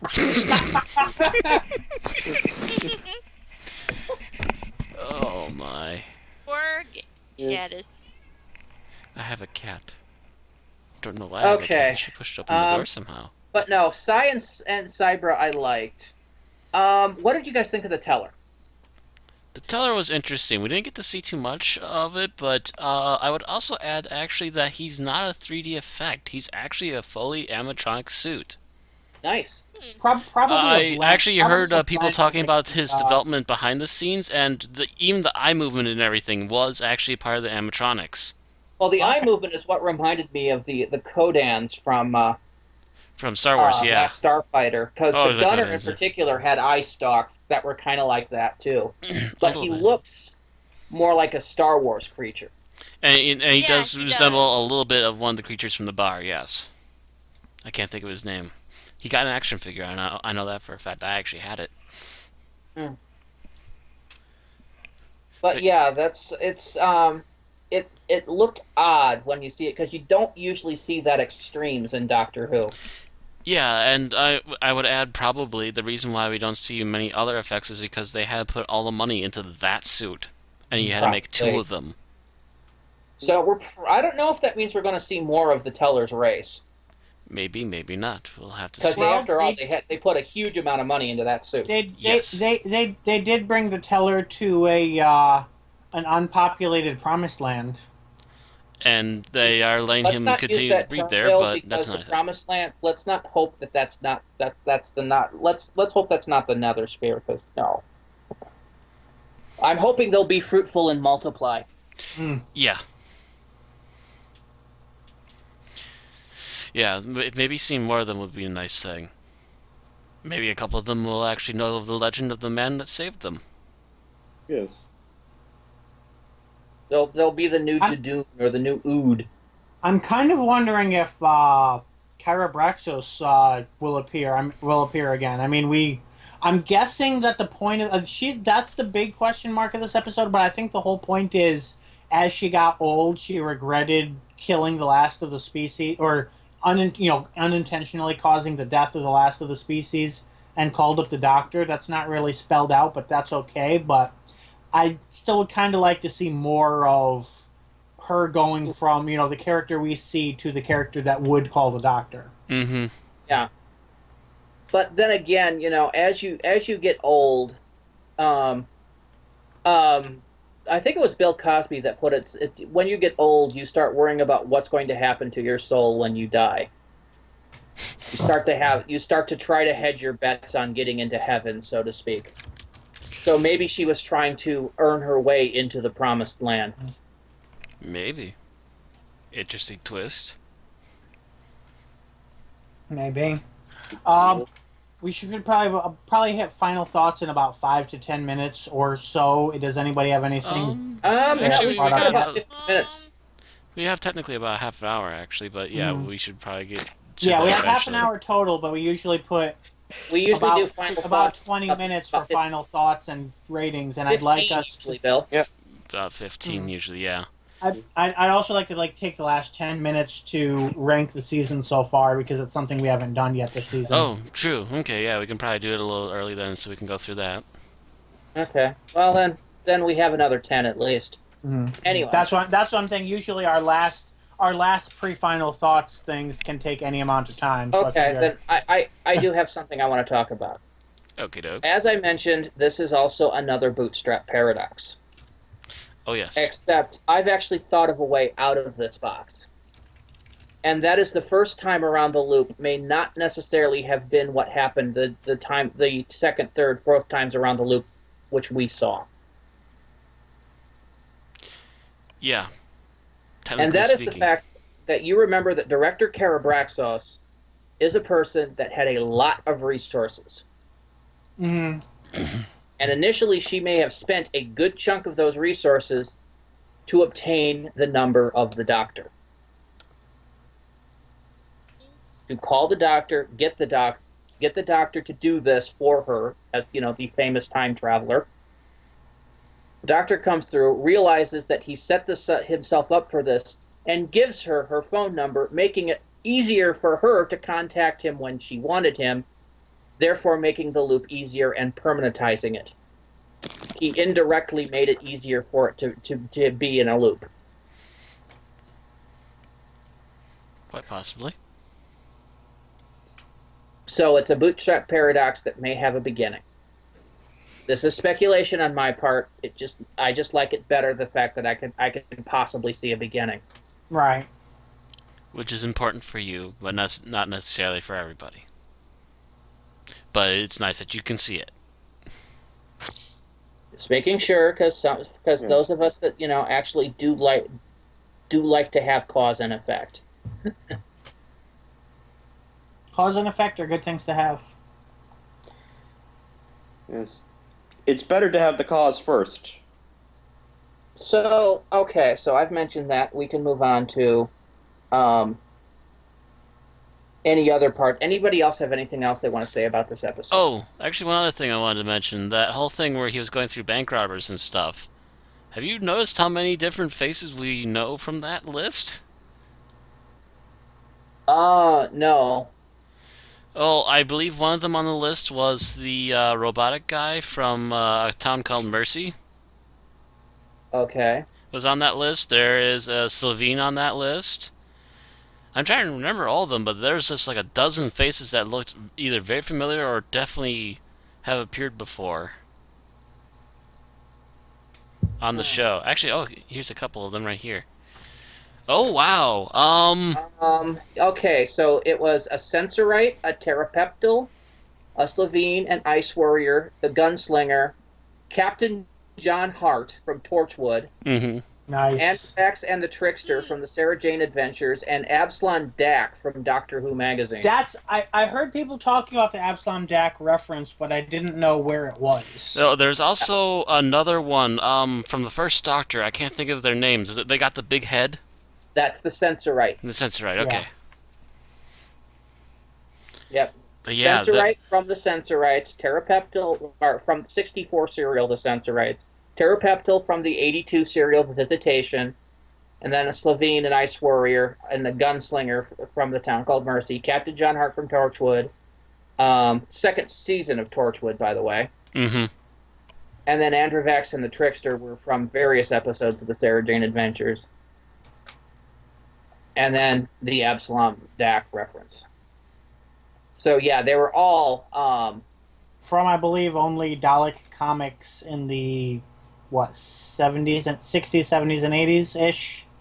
That's a long period to say ish, but I'm not entirely certain what years. From the look of the picture, I would probably say something close to the early 80s, late 70s. Not quite Dark Age of Comics, but definitely a little bit more refined art than the early 70s.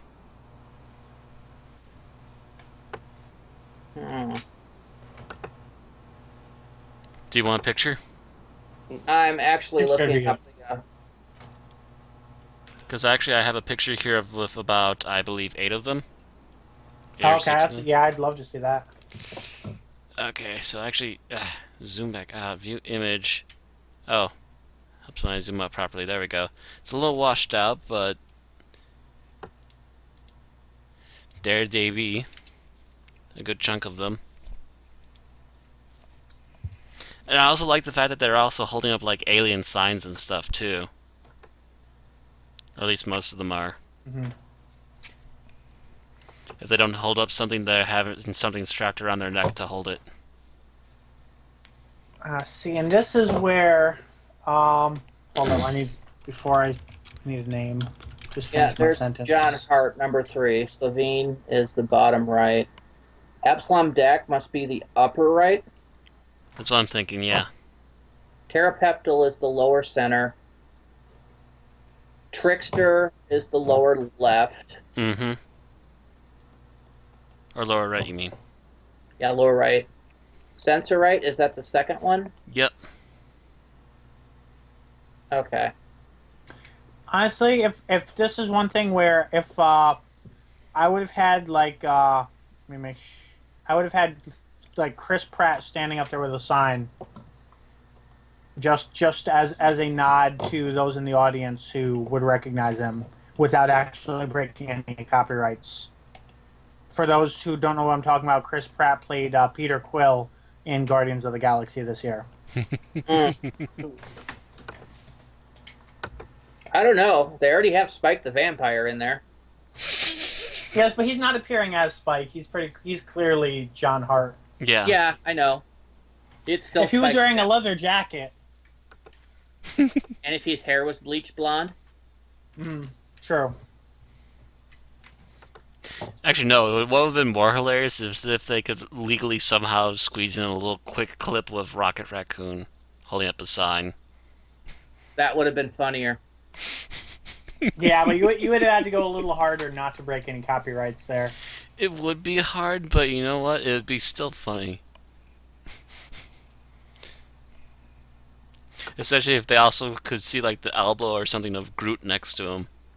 Okay. So, I guess on that bombshell, we will go to final thoughts. And as usual, I will do final thoughts in the order that they are on my Skype window. And I will start the ball with Tim.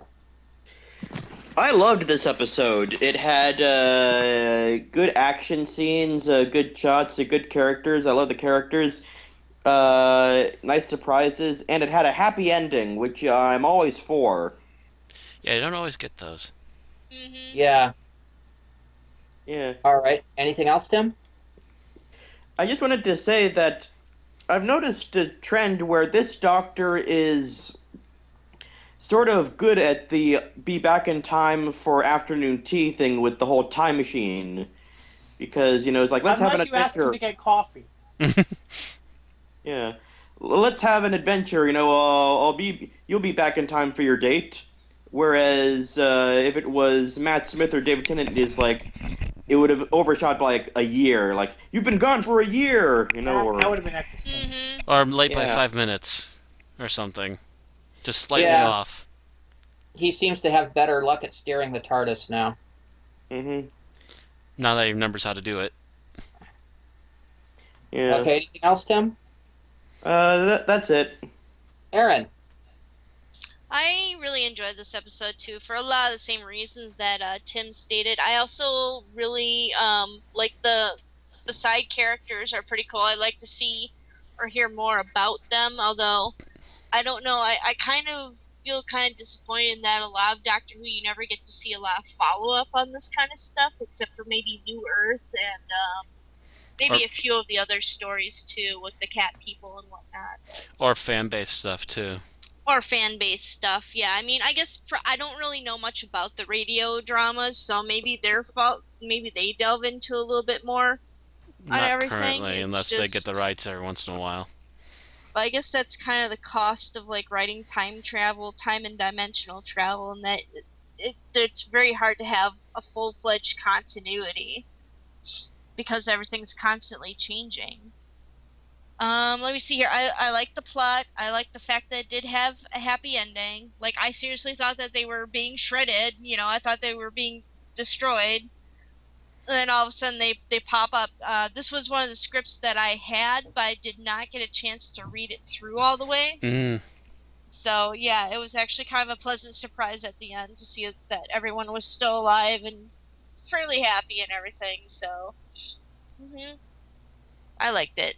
Okay. That's it for me. All right, Matt? Oh my god, this is the greatest episode of this season so far. I really like the fact that they pull a kind of a mystery number on this one, along with the whole breaking into a bank thing. Also the fact that everything was pre-planned to actually not kill people, which is definitely a good marquee of the Doctor. Is that if he gets a chance to plan, he plans for everything. I really like the side characters. I think even though we've had some decent ones already this year, these two in particular really stand out for me right now. I would like to definitely see more of these two. Pretty please with sugar on top. Moffat, if you ever do anything right by me, this is it. I guess that's about it. All right, Bill? This is one of those episodes where my brain does strange things because it's just good enough that what my brain narrows in on is the things, that it doesn't blow me away. Like, really enjoyed the writing, but it misses that thing to become an instant classic. It looked good, but there are things I would have done better to the point where it's almost like my brain tries to trick me into considering it less than it is, which means, of course, that it is really good. And it definitely is probably, one of the top episodes I've seen in the past year. Anything else, Bill? I think that's about it. Yep. Okay, as I said, this was my favorite of the 5 leaked scripts. And the episode itself is not quite as good as the script, but not by much. It still has a lot of the things that I liked about this. When I read the script, for the first half of the script, I was angry. I was like, how dare they have the Doctor rob a bank? And he's so callous about the fact that he's giving people suicide things. And then you hit the end and the realization, and you're like, oh my God, it all makes sense now. It's all perfect. It's absolutely perfect. The Doctor's reaction to finding out that Cy and Cybro are alive is just, it's better in the script even because he's showing, pleasure, excitement. He breaks that jaded shell that the 12th Doctor seems to have most of the time. Yeah, he did break down for a few moments. And shows downright glee, and it's understated a little more in the episode than it was in the script. But it's still, it's this beautiful thing that the Doctor is actually trying to rescue these the species. Actually, I'm sorry, don't mean to interrupt, but you kind of brought something up in my head. I'll mention it later. Okay. But that he's gone through and he's rescuing this, and it feels absolutely beautiful because to me it suddenly clicked, and it's like, yes, this is what the Doctor should be doing. This is what we haven't been seeing, and he's doing it now, and it's wonderful. Mm-hmm. And I suddenly went from hating this script to loving every moment of it. And I feel the same way about the episode. I love it now. I will watch this episode repeatedly with a grin on my face.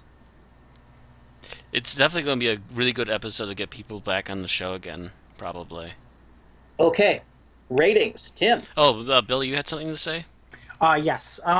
Speaking of things that are downplayed, if we really look at the fact that the Doctor assembled this team, that means that he personally picked out two people who had most need of the specific things that were available in that, or actually, you could kind of say the time. Well, at some point, the Doctor is probably the one who picked that team, unless we say that it was Kyra Braxos that did it. But No, he was very clearly going through a list of people, and we did see these two slide by as he was looking through them. So yeah, so that means that he specifically, not only did he set out to save, the Teller's species, but he specifically found these two people that he knew could benefit from this, that he went to. And it's, on one hand, it shows the cunning planning that we would have seen in, the chess master persona of the Seventh and Onward Doctors, while at the same time it's not as, it's not as dark. He really is going to help these two rather than using them as pawns for his real goal. Also, he apparently was studying them enough, knows that these two would be perfect for the plan. Yeah, this is 2 episodes after saying I'm not a hero, and really... Role reversal. Yeah, he's really pulling off the hero marks in this one. Okay, rating. Tim, you know the drill. 5. I'm giving it 5 stars. I loved it.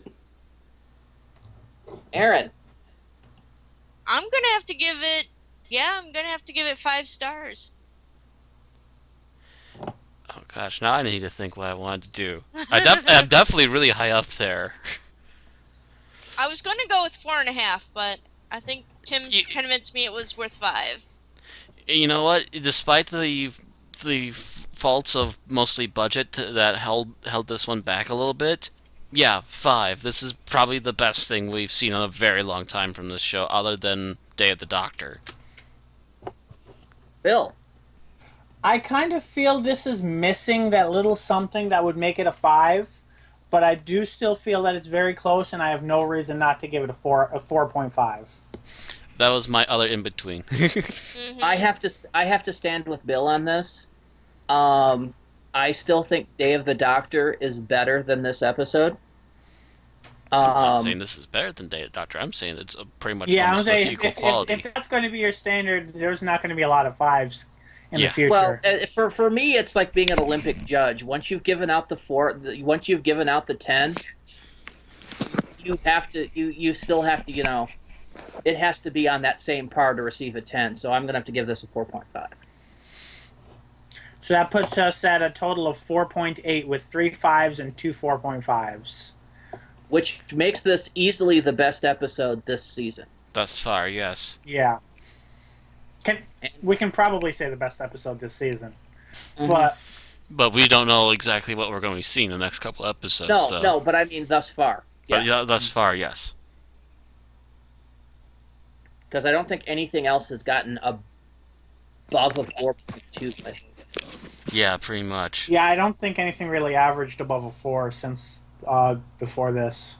Okay. I think didn't Tim give a 5 to Into the Dalek, and that kind of raised it almost above a 4, I thought. So I thought the highest before this was a 3.9, but I might be mistaken. Yeah, well, that's right. You wanted to do those numbers really quick. Yes. Oh, yes. Speaking of which, we've got 10 minutes. We should probably each go through. It would be a good time to each go through. Last season, I think, or at least with 7A, I think, with each episode, we gave our, where we felt it lay in the season, and that kind of fell away for 7B, and we haven't really done it since. But as we're 5 episodes in, we're past most of the spoilers that we had been aware of. Now would be a good time, I think, for all of us to go through and rate each episode in terms of, we have 5 episodes, essentially, which is the first, second, third, fourth, and fifth of those so far. We should probably go in the same order that we've been. So how about we start with Tim? So, we're ranking the episodes? Yes. So the 5 episodes of Series 8 so far. What was your favorite, second favorite, third favorite, fourth, and then least favorite so far? Well, I'd say Time Heist is my favorite so far, followed by Into the Dalek. Excuse me. Dalek. Listen would be my least favorite. Then, oh, I'm terrible. What was the name of the premiere with the dinosaur? Deep breath. Deep breath. Deep breath. Oh, of course. I'm so sorry. I hang my head in shame. So it would be Time Heist, Into the Dalek, Deep Breath, Listen. You missed Robot of Sherwood. Yeah. Where's my mind? Robot of Sherwood would be my second favorite. Okay. So it would be Time Heist, Robot of Sherwood, Into the Dalek, Deep Breath, Listen. Yes. Okay. Okay. That would put Aaron next, I believe. All right. My favorite would be Time Heist, followed by Listen, followed by Robot of Sherwood, followed by Deep Breath, and then my least favorite would probably be, well, no, it would probably be Into the Dalek, and then Deep Breath would probably be my least favorite. This from the person who likes Jenny Vestra and Strax. I know. It's just, there's other things. I also really like Journey Blue. Super liked her, actually. I kind of wish that she had stayed on as a companion, but we can't have these things. Okay, Matt. I don't know. Blue just kind of came off as to me as generic, but maybe we just didn't have enough time with her. But anyway, the ordered list. Like everyone else, Time Heist is definitely first. Trying to think after that. Thinking, processing. To say if we dropped half the show, Sherwood would act. Robot of Sherwood would have been better, but so yeah, Time Heist. Robots of Sherwood. Into the Dalek.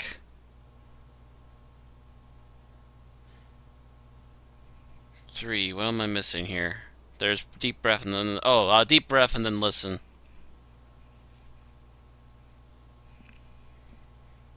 Okay, Bill, do you want to go next, or do you want me to rate mine before you do yours? Yeah, I'll go ahead. So I would actually, my picks end up mirroring Tim, which kind of surprised me. But I would say Time Heist, Robot of Sherwood, Into the Dalek, Deep Breath, and then Listen. Yeah, mine are almost the same, except I've got two transposed. Stephen Thompson's Time Heist takes the top billing, of course, but my second place is Phil Ford's Into the Dalek, followed by Mark Gaddis's Robot of Sherwood. I would like to state that as of reading the scripts, Robot of Sherwood was actually lower, but the actual airing of it brought it up to third. Mm. And then Moffat's Deep Breath takes fourth place for me, and Listen takes fifth, because it's the only one that actually pissed me off. Oh yeah, it aggravated me a bit too when it finally hit the end. That was a what the hell are you doing moment. Well, it was bewildering me for most of it, and then pissed me off. And I'm sorry, Matt. For whatever reason, I didn't catch the right order for all of yours. Could you just hit yours one more time, please? I think it was the same as yours. Was it? Heist, Robot, Dalek, Deep Breath, Listen. So three Okay. people had that order, Yeah. and then So that means that pretty much is our average. I'm just trying to see if there are any major outliers that change anything. Erin is pretty much the outlier in most of this, but I don't think She she actually really likes sways Listen. things enough. She likes Listen. I'm The an thing is- artist. What can I say? The more enigmatic it is, the better it has to be, right? Ugh. I would probably need to sit down and apply numbers to these, but with 4 of us put Listen at the bottom, with Erin putting in second place, At the best, it would be in 4th place, but Deep Breath is pretty much stuck there, unless Deep Breath goes to bottom if Aaron is enough of an outlier to move it up. Time Heist is pretty clear in being the number 1 as being the pick for all 5 of us. Oh yeah, that's like way ahead of everybody else. Robot of Sherwood is pretty much undisputed as number 2, even if Randy disagrees slightly and Aaron disagrees slightly, but they're slight enough that the other things aren't going to unbalanced. There's weigh it 5 down of enough. us, right? There's Yeah. 5 of us, right? So Time Yeah. Heist got 25 points of it being everybody giving it 5 if you're rating them 5 points to 5, etc. Yeah, you can. That's a good. Yeah, I was thinking. Okay, I just so wasn't sure if we'd listen. have time for that. Yeah. 3 of us gave it 1 point, and Aaron gave it 3 points. So, or 4 of us gave it 1 6. point. Aaron gave it 3 points. So, listen would get 7 points. No, Aaron gave it 4 points then. Aaron gave 'cause it 4 was points. It was in 4th number 2, place. yeah. So 8 points. Should be, 4, yeah. 5, 6, 7, 8. Yes. It's the other things that are going to be getting confused. So let's see. Aaron We gave got Robot. Deep Breath We had 1 point, and everybody else gave it 2, I think. Yeah. you 2. said Deep Breath. Yeah. Yeah, 2, 4, 5, 7, 9. Deep Breath is 9 points. Yeah. See, Into the Dalek has 3, 2, 3, 3, 4. That's 3, 5, 13, 11, 15. 15. Which Robot of Sherwood has 4, 3, 4, 4, 3. 4, That's 7, 11, 18. 15, 18. So that means our finals are Time Heist as the top, Robot of Sherwood as the second, Into the Dalek as the third, Deep Breath, and Listen. So it's the still- the it's still majority, the majority. ends up ruling with those. Huh. I'm sorry, but you're all incorrect because Into the Dalek was better than Robot. Just saying. I'm saying that I can easily forget the other half of robots. I enjoyed Robot more than I did Into the Dalek. And with that, good night, everybody. Yep. Good night. Next week we get the return of what's his name? Starts with a G. I was gonna You got- say Danny Pink. No, I no, don't remember him all the that well either. writer. The Gaddis? lodger guy. Mark Gaddis. No, is it? Good God. Everyone mentally hemorrhages. I can't remember writer names either, And so. The lodger. Yeah, typing that into Google is not. Actually, it came up on Wikipedia first, so apparently the lodger people, Google knows what you're talking about. Gareth Roberts. There we go. I knew it was Okay. Gareth something. Or I thought it was Gareth Gareth Roberts something did the next one? Yes. Okay. Him and Moffat. Okay, so this Moffat. is another Moffat co-brand. Yes. I actually thought that Moffat just did the next one, but Apparently not. apparently we don't have a Moffat now until the finale. Yeah, so what we have... Basically what we've had is a whole bunch of Doctor Who veterans for writing, many of them with Moffat, and then we've got like 3 or 4 Doctor Who newbies without Moffat. We've got Based Gareth on the Roberts, description Peter of Guy. Harness, Jamie Matheson again, Frank Cottrell Boyce, and then a 2-part Moffat at the end. And Yeah. probably the 2 Jamies are a 2-parter. Maybe. Or at the very least, very closely grouped together. I'm trying. Which ones were they? Mummy on the Orient Express and Flatline. I Although they're doubt there are directed by 2 different people. Yeah, I doubt a 2-parter, but they might be thematically linked. Yeah, they might be thematically linked between their middle and end. I mean, their end and beginning. Blah. I speaks the English. Good night. All right, Okay. good night, everyone. We'll see you probably same time next week. Just keep an eye on the Twitters and such, and we'll let you know if anything changes. All right. And on that bombshell, we end with no bombshell. Zing.